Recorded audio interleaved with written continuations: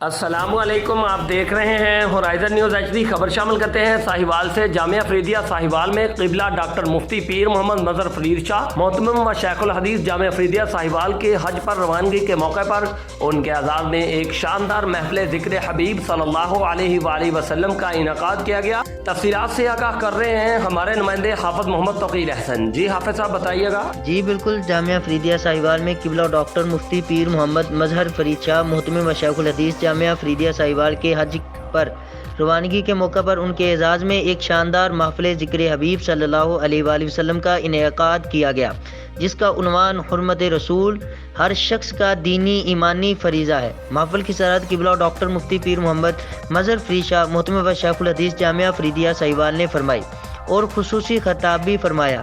خطاب کرتے ہوئے آپ نے کہا، تلاش مصطفیٰ صلی اللہ علیہ وآلہ وسلم کا نام حج ہے۔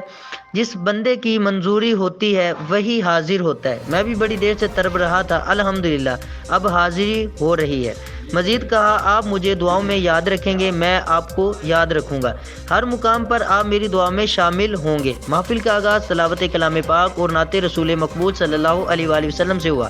محفل میں خصوصی شرکت صاحبزادہ پیر محمد اظہر فرید شاہ، مرکزی امیر حزب الفرید، خطیب جامع مسجد اولیاء جامعہ فریدیہ ساہیوال نے فرمائی۔ علاوہ ازیں پاکستان بھر سے مریدین بھی حاضر ہوئے اور شہر بھر کی سیاسی سماجی شخصیات نے بھی شرکت کی۔ محفل کے اختتام پر قبلہ ڈاکٹر صاحب نے گستاخ رسول کی بربادی اور ملک و قوم کی سلامتی کے لیے خصوصی دعا بھی فرمائی۔ جی